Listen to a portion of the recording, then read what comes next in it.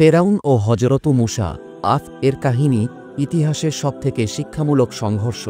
৮,০০০ শব্দের বিস্তারিত ইসলামিক কাহিনী। প্রথম অধ্যায়, ফেরাউনের উত্থান ও বনি ইসরাইলের উপর নির্যাতন। ফেরাউন কারা ছিল? ফেরাউন শব্দটি মিশরের প্রাচীন রাজাদের জন্য ব্যবহৃত হতো।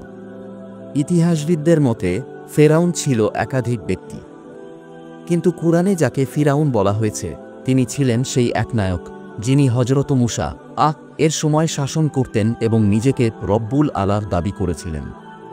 তার অহংকার, দম্ভ এবং জুলুমের মাত্রা ছিল সীমাহীন। ২. বনি ইসরাইল কারা? বনি ইসরাইল ছিল নবী হজরত ইসমাইল এর ভাই হজরত ইসহাক এর সন্তানগণ। তারা হজরত ইয়াকুব এর বংশধর, যার অপর নামই ইসরাইল।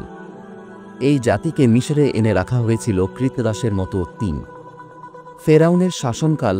ফেরাউন তার শাসনামলে জনগণকে দুটি শ্রেণীতে ভাগ করেছিল: শাসক কপট মিশরীয় জাতি এবং কৃতদাস বনি ইসরাইল। ফেরাউন এক নির্দয় তাগুত ছিল। সে গণহত্যা চালিয়ে বনি ইসরাইলের ছেলে সন্তানদের হত্যা করত এবং মেয়েদের দাসত্বে রাখত। কুরআনে বলা হয়েছে, নিশ্চয় ফেরাউন পৃথিবীতে দম্ভ করত এবং সেখানকার অধিবাসীদের বিভিন্ন শ্রেণীতে ভাগ করেছিল।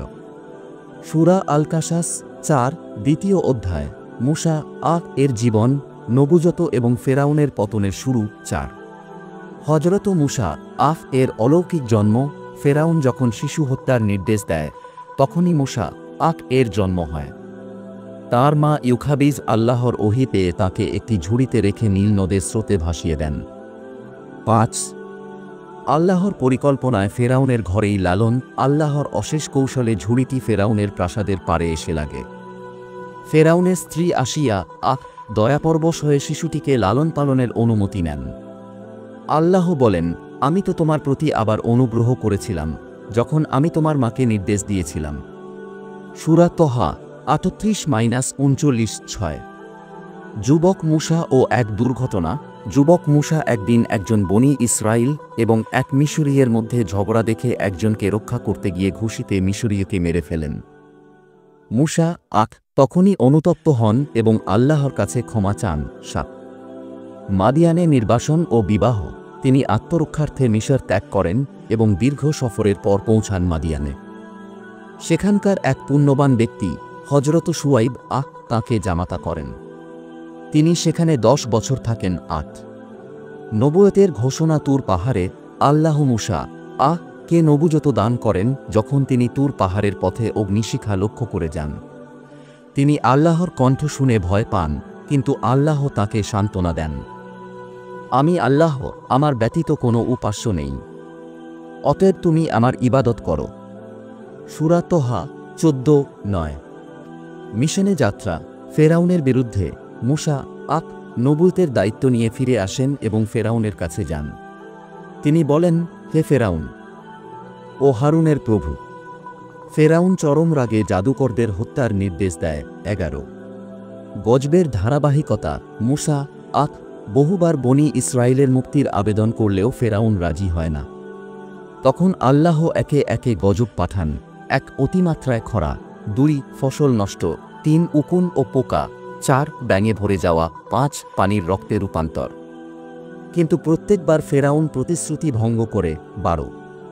মুক্তির রাত্রি ও সমুদ্র বিভাজন। এক রাতে আল্লাহর নির্দেশে মুসা বনি ইসরাইলদের নিয়ে গোপনে মিশর ত্যাগ করেন। ফেরাউন জানতে পেরে বিশাল বাহিনী নিয়ে ধাওয়া করে। তারা যখন সমুদ্রের ধারে এসে পৌঁছায় বনি ইসরাইলরা আতঙ্কে পড়ে যায়। তখন মুসা দৃঢ়ভাবে বলেন, আমার সঙ্গে আছে আমার প্রভু, তিনি পথ দেখাবেন। সূরা আশ-শুআরা ৬২। আল্লাহ তার লাঠি দিয়ে সমুদ্রকে আঘাত করতে বলেন। তখন সমুদ্র দ্বিখণ্ডিত হয় এবং শুকনো রাস্তা তৈরি হয়। বনি ইসরাইল পার হয়ে যায়। ফেরাউন সৈন্য নিয়ে প্রবেশ করলে পানি একত্রিত হয়ে আসে এবং তারা সবাই ডুবে যায়। ১৩. ফেরাউনের মৃত্যু ও দেহ সংরক্ষণ। ডুবোতে ডুবোতে ফেরাউন বলে, আমি ঈমান আনলাম মুসা ও হারুনের প্রভুর উপর। আল্লাহ বলেন, এখন? অথচ তুমি পূর্বে অবাধ্য ছিলে। আজ আমি তোমার দেহকে উদ্ধার করতেন। ১৫. আমাদের জন্য শিক্ষা। ফেরাউন ও মুসার কাহিনী শুধু ইতিহাস নয়, বরং চিরন্তন শিক্ষা। জুলুম চিরস্থায়ী নয়, আল্লাহর পরিকল্পনা সবচেয়ে শক্তিশালী। তাওয়াক্কুল কখনো বিফলে যায় না, দিল থেকে ঈমান আনতে হয়।